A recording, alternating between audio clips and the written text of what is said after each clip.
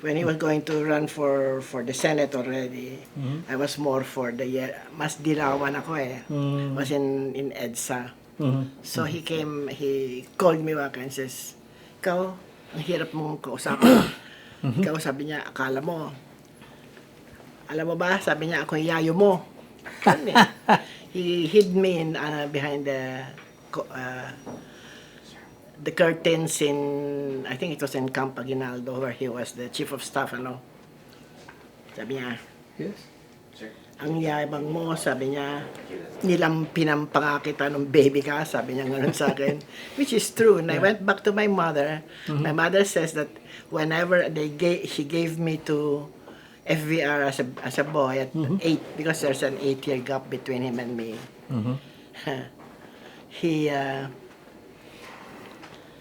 he would return me malinis, pati yung kanyang ang gatas ko na pero if he gave me to my father's brothers, etc., ang dumi-dumi ko, I needed to be bathed again. So you see, it was FVR has always been very, very neat, everything. So ang dumi-dumi mo, sabi anyway, that's what my mother said.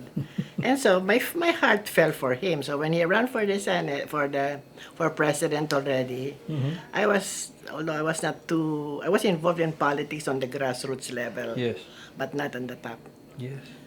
More or less, he chose me because I was known to be a society girl eh, kasi galing ako sa Spain for a long time. Yes. And in Europe, so where my jewelry and everything. So anyway, So that's how far back that's how far back the relationship has been, no? Yeah, Since it has been from my birth. From birth, no? Yeah, And from the same hometown. yeah, right. He was born in Lingayen. And so afterwards he became a military man. I hated military people because there was even someone who graduated from PMA who was courting me. I dismissed all the people who were from PMA. I didn't want even to talk to them because I hated the military. Yeah. So then, because he was a military maniac, I just shoved him aside until he saw me and he actually, again, he organized because I became the head of the delegation that went to Rio de Janeiro.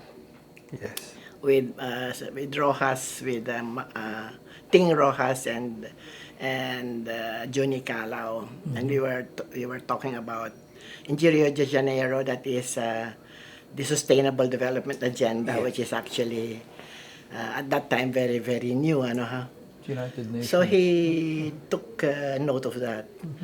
So what happened is that he organized already a full. He was the chief of staff. He was he was not the chief of staff. He was the head of the military at that time already, He was the AFP. Yeah, Armed Forces. Armed Forces. Yes. Before EDSA, no? Oh, Vice Chief of Staff. But I remember he organized the whole 24 of my delegation and 24 of his. It was they were all in military uniform and all that. So it was that's when he cornered me. Sabi, ang yabang-yabang mo, sabi sa akin. Bakit? Sabi ko, ano bang karapatan mo magsalita ng ganyan? Of course, I was also very, I was not as sweet as I am now, no? Anyway, what happened to him is that, yun nga, he told me that mayabang daw ako, but that he was my yayo. So, nag-soften ang puso ko sa kanya. So, when he ran for the presidency, he took me as part of his campaign, no? Yes. Although, anyway, then when he became the president, he was very, very he was emphasizing the caring part of governance. Yes. And you have to care for the person. Yes. And that was what I was working on at that time, because sustainable development is minimum basic needs of food, clothing, shelter, water, education, health, capacity to vote, and we are part of an organization. No?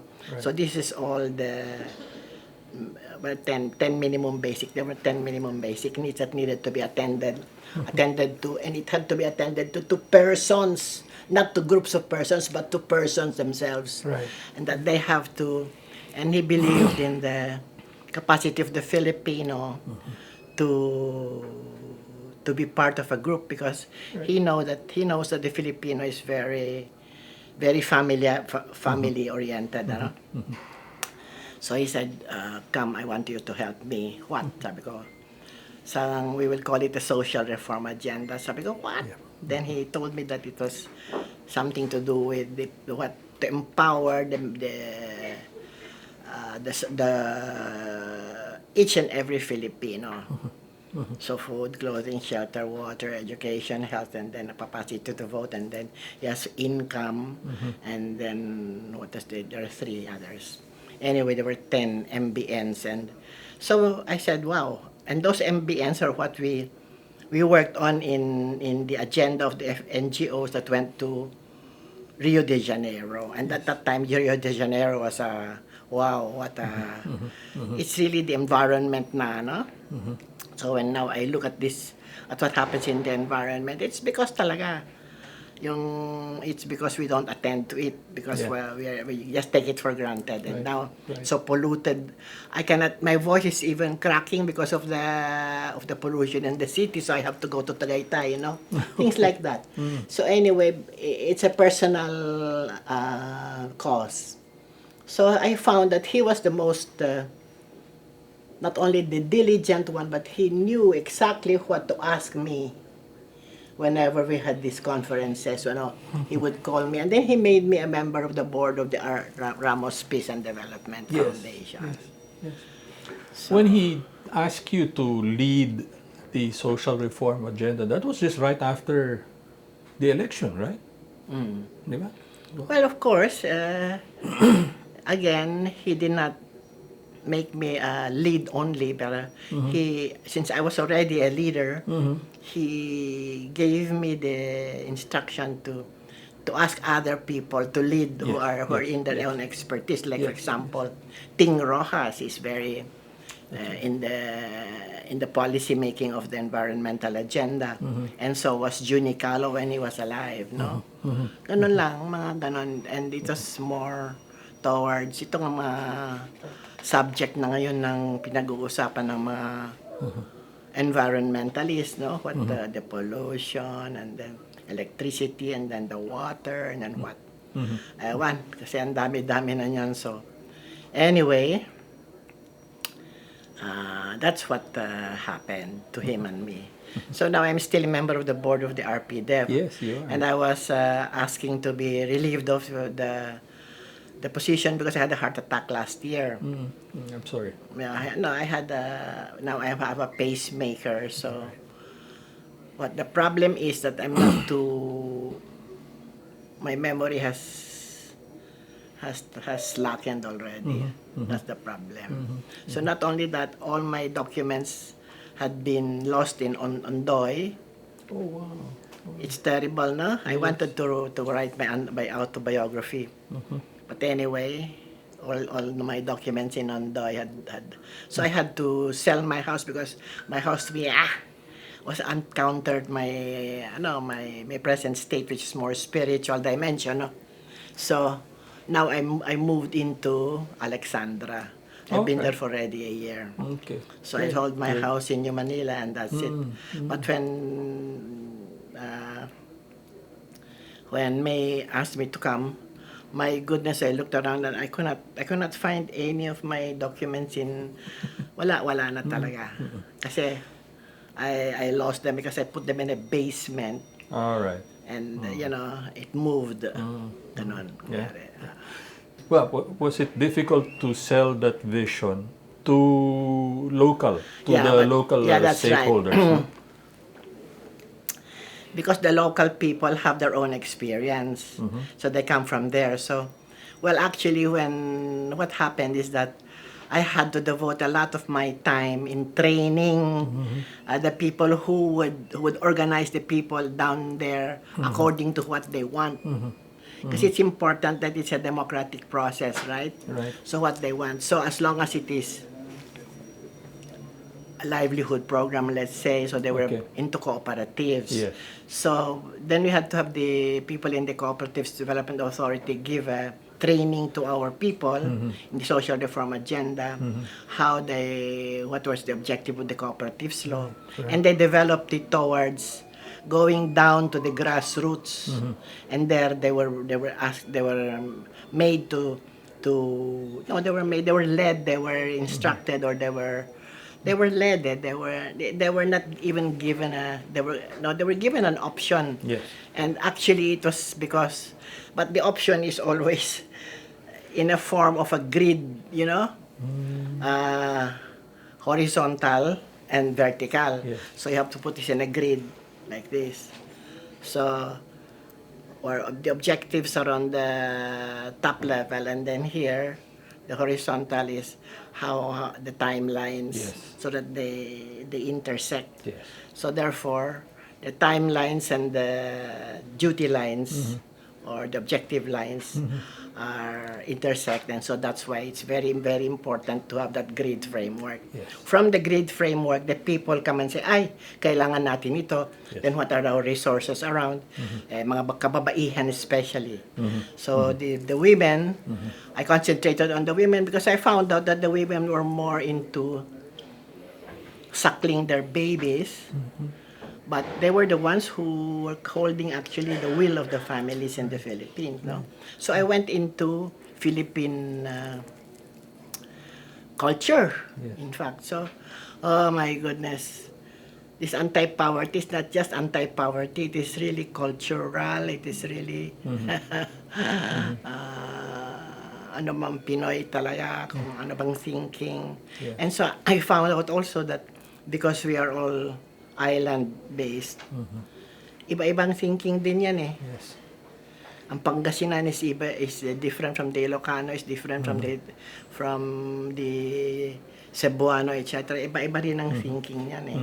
Because the language also shows itself. Correct. They call it a language. I call it a language, but it's really a dialect. But I don't know. I would rather call it a language because it is what gives the group power. Yes. Kasi when they're talking to somebody who is a Tagalog and they're Ilocano, they talk to each other. Then they start laughing, So that's how the groups are organized. I mean, they have self-organizations because, and the other thing about the Filipinos is that we are really very friendly. Yes.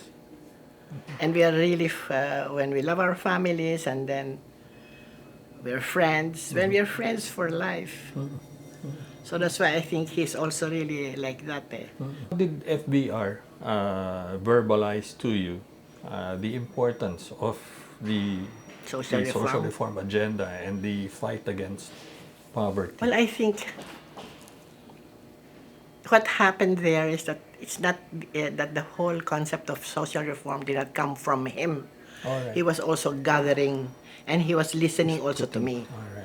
What was experienced in social in Rio de Janeiro. Yes. And I brought in all the authorities on social reform, and not only we call it social reform because it is really for the small man to have ownership of his own life and looks at it as a value, great value, and protects it with his own, with his own process and his own family, and it's a self-empowering thought, Yes. social reform. So you reform naman all of the other things that in the society that would stand in the way of that's why it's called reform, social reform. But Yes. Yes. actually, it's an agenda of putting together what is important for the Filipino. Basic needs. So you ano? had to listen to everybody. Starting from the basic needs that were identified. Yan, basic needs. With the basic needs yan, nilagyan namin yung grid framework is really very, very important for, after that, they can plan already kasi we would have small communities like this. But imagine how many 42,000 at the barangays at the Yes. at that time. I don't know how many there are now. Maybe 47,000. Yeah, so Yeah. Yeah. each one now, all of my ambition, my objective was to have for each barangay, let's say someone who would be a gatherer of all the parang he's the confessor or whatever. He was like a priest. Yan. FVR sought you out specifically, to lead this effort. Is that is that what you think? Would you characterize that as very FVR like, to seek out, an expert, and then let them on their I was own not an lead you? expert. Or It's just that he recognized my commitment. Okay. No, he recognized the commitment, but and I think he had the confidence that by bringing him into his circle, I would seek out what it needs to be someone who could now. I think it's important that the grassroots were empowered because that's what brought EDSA together. That's Yes. at least was Yes. Yes. So at the same time, it was counter to his military training, ha? You have to bring it up, eh? Yes. It's it's not top down. It's from down to up. So you have to go down. So I had to train the people and how can you train people? Because what's gonna happen is that when you train somebody who's outside of the let's say the community, di parang teacher na naman yan. Kailangan talaga facilitator. So you had to bring down, meaning down to the grassroots level. You had to empower each on these levels. Maraming mga levels yan. And so I had to teach them also how these trainers needed to be more or less, hindi sila ang source kung hindi yung tao. It's very difficult. Yeah, to elicit, Yeah, pero it is possible because That's right. very difficult but very possible. You mentioned that it was different. It was counter, to FBR's original training as Yeah, a the military military man. man, yeah. You decide it on top, and then you bring it down to Yeah. But the social reform agendas It's really from- really is a reverse of. It's just a reverse. You see that as the development of his leadership. I think style so. or I think it's leadership very, vision? very important that each Filipino knows that he has a space in this country. Because, we have been, if you look into history, we've always been ginaganon-ganon lang tayo ng mga kasi we were not landlocked. We are now islands. Siyempre, yung mga Bisayan is different from the thinking of the Ilocanos, etc., etc. And because of our individual differences, yan, the foreigners took advantage of that. So, yan. Took advantage by teaching us how to shoot at each other. Pero we are really more peaceful. I believe that the Filipino is more peaceful. People say, like the Americans say, it's because you're lazy. Who said we're not lazy? If you had looked down, if you go down, even the term is down, you have to go down. No, actually, down is where life is, eh. Ang buhay talagang nasa baba. Nasa, bakit tayo ginagawa nating law? Right. Parang kasi we still have this mental, yung magkasikit type na, mga katulong lang yan, walang location yan, kaya, things like that. Yeah. Among FBR's rallying calls was, I remember, caring and Sharing, and daring. And daring. Those are the three. Caring is because it's all heart. Yes. So you have to allow the other person his full expression of his own personality, and not only that, you have to reach each other from the caring point of view. Hindi pwedeng, hindi pwedeng, it's not just it's not like the head. It's really actually a caring partner. He's a human being, and that for the least, the last, the lost, and the latest. Yes. Okay. That's what he wanted. That he wanted priority for those of us who have more. Then he have to look at our lives and say, how much have I done for the least, the last, the lost, and the littlest. Sharing. Yeah, sharing care. Yeah, sharing. How do you share? Then you have to listen first. Okay. You share what the other one needs more than even not knowing that it's not about you. It's about the other person. It's really about the other person. It's really a very Christian point of view. Di ba? Jesus said, di ba? Reflective ba ng Yeah. of his leadership and his vision? Do you think this reflected FBR's leadership? Ngayon? Leadership and his vision. That the Well, social reform anyway. agenda. After the FVR came who? Hindi eh.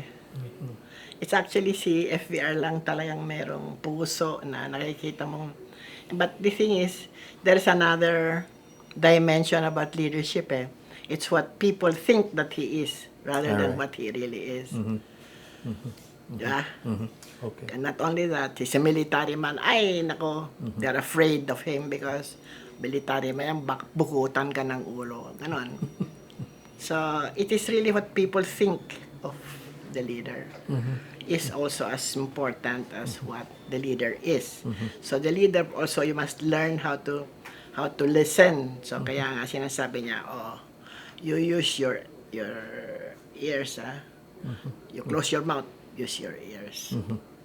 Ganon siya. Nakakatuwa eh. It was It was not just a leadership style. It was also part of his Persona, persona, yeah. no? That's true, but also but even now I asked when I was told that I was going to have this interview. Okay. Ano bang sasabihin ko? Sabi ko. Actually, I could not prepare myself as much as I wanted. That's okay. No, kaya nga because I could have made the theoretical and then etc. Because he's really mahal ko yan eh, kaya it's really a part of the heart. And why? Because it's not because he was my boss. It is because his persona is very compelling, parang hinahawakan, parang Yes. hinihila ka. He was charismatic, would you say that? Well, yes, he was. Of course he is. That's his charisma. Is that he himself, he gives you the space to be yourself. But if it's important to him, then he opens up the subject matter and then he allows you to give your opinions about that. And then he if it is counter to his values or whatever, then he tells you also, I don't think so, ganun siya. But why, sir? Sabi ko sa kanya. I always called him sir. It's because, wag na, sabi niya. Bukas na tayo mag-usap niyan. Then, he goes out and, I don't know whether it's a cup of coffee or soft drinks or what, he offers you some food. Which is actually a very good technique. Because when you go down to the grassroots, they're already preparing ano kayong papakain natin kay ma'am, ganon. Pero this food that is another entry point. Connects, And then yung puso, you have to be very, like me, I've always been well dressed, my jewelry is on me. Pero when I go on to the grassroots, ay nako, I have my rubber shoes, I take off my jewelry, my makeup and all that. Sino ba? But of course, siyempre meron akong persona. So he values personas.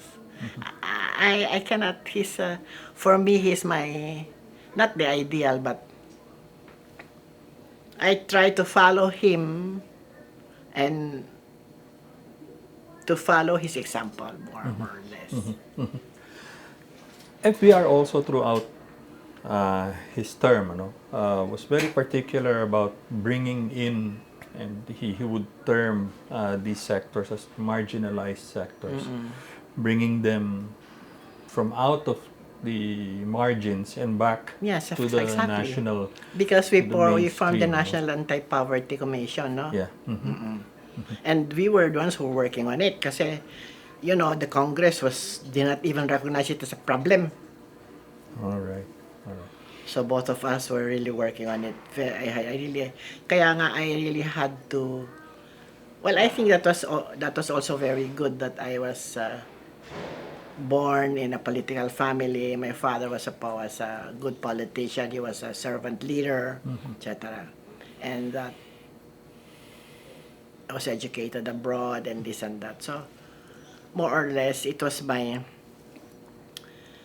training also that I was very wide. Hindi ako masyadong so, and that I was also brought up during the war in the grassroots where I learned how to make.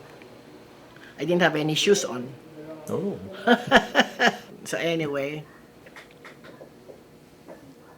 he brought out the whole dimension of the character of what a leader should be, He brought that out by example and then by being himself. So he is really kaya people think that he was a military man. Yeah, he was a military man, yes. But you should know he is all heart and this and that. Yeah. Actually, mas puso pa yan kaysa sa akin Mapuso siya Tell me about the anti-poverty summits that were Well, anyway, the anti-poverty law was passed. And it was meant to really go down to the grassroots where the money was supposed to go not only to the cooperatives and the organizations of the grassroots people, but also to train the people in government, especially in the local government, sa local government, in the local government code. So you focused on marginalized sectors. Yes, and farmers, teaching them how to get themselves organized. Right. And training them how to organize into little cooperatives or little siguro yung mga so that's why most of the people there, the only problem is kasi yung fondo nila, there was already maganda yung fondo nila after when we were there. But then afterwards, that's the problem. The National Anti-Poverty Law was passed the last day of the term of FVR. He was the one who finally signed it because it was sent for signature only the week before. Kasi people were looking at the implications of it and they would go down really to the grassroots. I don't know, yung mga leadership na sumunod, they followed their own agenda. Kayamot. Parang, was that a loss, you think, that, at the last part na lang of the administration na pirmahan yung anti-poverty law? On the last day. Yeah. I'll get back to the social reform agenda. Tell me about the process when you selected yung Club 20. You remember that? Yeah. The Club 20. I think these were the poorest provinces. Provinces, no? yes. No? Di ba? That was a process. That was a very good process. Tell me about it. Huh? Well, why was it done? Why did you do it? And what was the Because we objective? wanted to prioritize Okay. that we would go down to the poorest provinces in terms of personal income, in terms of provincial income, what was the product, etc. Kasi tinitingnan nga din naman namin kasi MBN is food. What is the food? What is the food? Clothing, shelter, education, health, and then what? Ganon. Tinitingnan namin kung ano yung kailangan ng tao. Basic needs nga. Pagkatapos anong mga organizations na possible. Yun nga mahirap doon kasi marami doon sa mga provinces na yan. Wala ka talagang madudukot kung hindi talagang you really have to maghahanap ka kasi Yes. most of their, for example, Masbate, ano ba yun? Most of their people were already coming to Manila, mga educated people. And the ones who were there were only the women teachers. And even the teachers were very strict in only doing what they like if it is math, it's ganon. The idea was to bring up Yeah. the level, the quality of life, right? So Yeah, was- actually, if FVR had another term, we would have been able to. Kasi just to bring it down, it took a lot of social reform to do it. Social action. Even the churches were already with me. Even the bishops were already with me. Nakita nila yung value.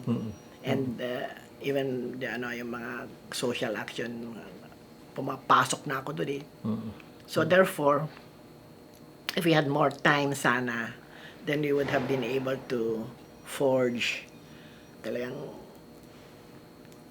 parang hindi yung naiwan doon sa gitna.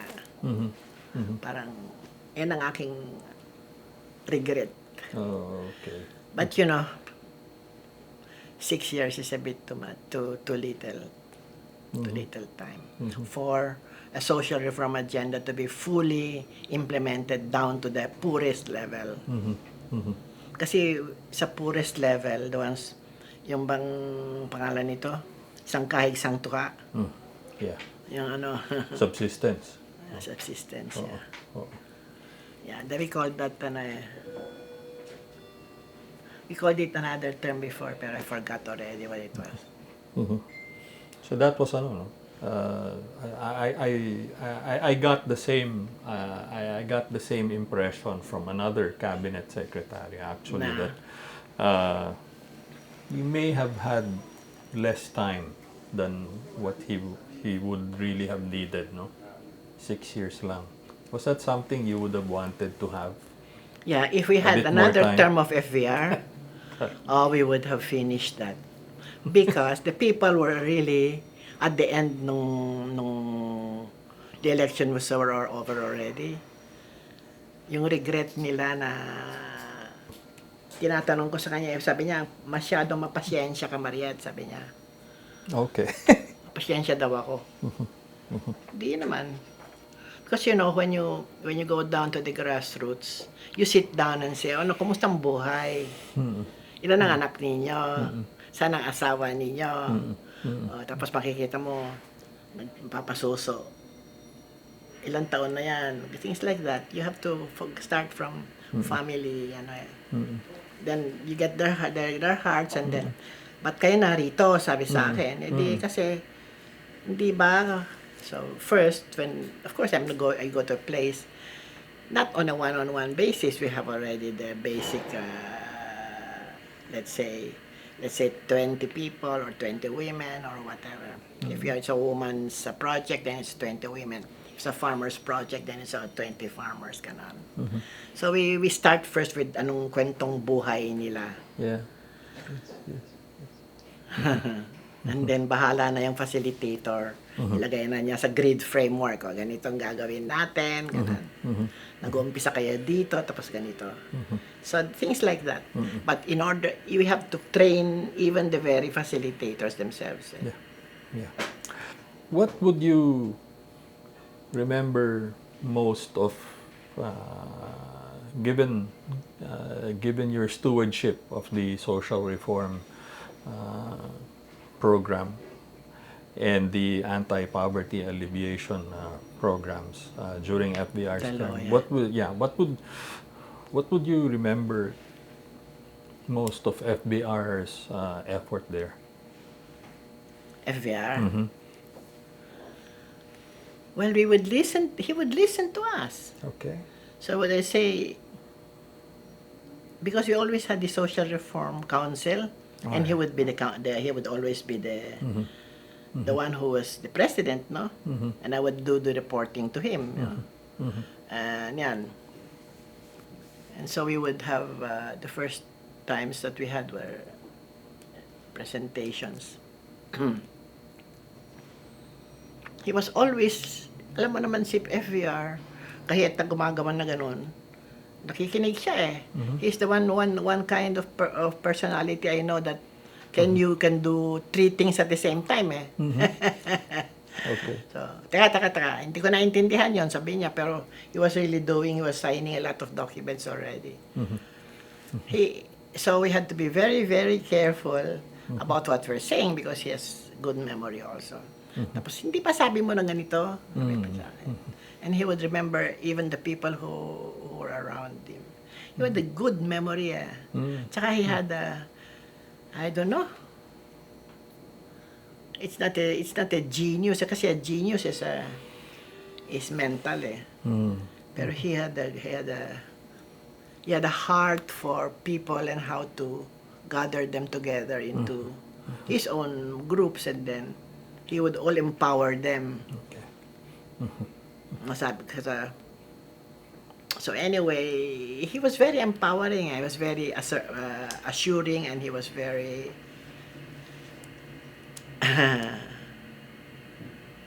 when he's with people, when he's with a big formal meeting, he would listen to everybody, and then he would say, "What does it have to do with what Mrs. Goko said?" or something like that. In fact, I thought that he was a social worker, Bente. In fact, the social work, by the way, we were able to, I think even now, the agenda of the social work schools has been revised already according to the anti-poverty. The important thing is the from the top down or the bottoms up approach. So it becomes like this. Rather than from up down, no? Okay. I mean, it has to be top down also, but it has to be to bring up the bottom up, then bottom up. It's a different emphasis, the bottoms up than the top down. That's his contribution. I'll ask you now to take a look at the 6 years that, well, even more, no?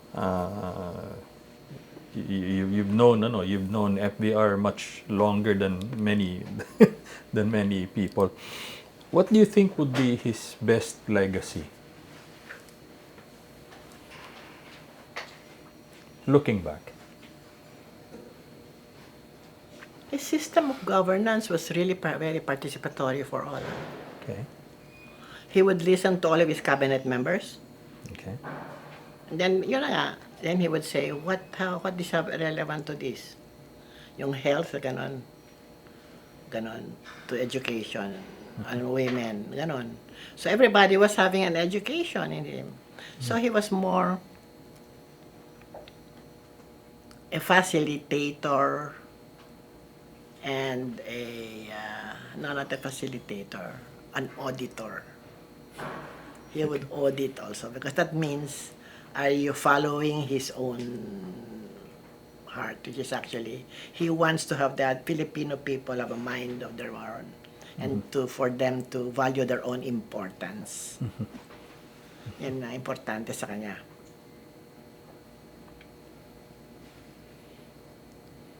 So it was caring, sharing, and daring to do what is difficult. What's daring? You have to dare to do what is against the people whose vested interests, he says. There are a lot of vested interests. So, Ay, nako, then he asked me to be a member of the Ramos Peace and Development Foundation. Okay. Well, fish be with you. Has he, well, you've been a member of the board, RPDev, since Since the beginning, yeah. How has it been working with him in RPDev? post president mode? But actually, he, after he became president, he became already the representative of the Filipino people, more abroad than here. Thank you very much, ma'am.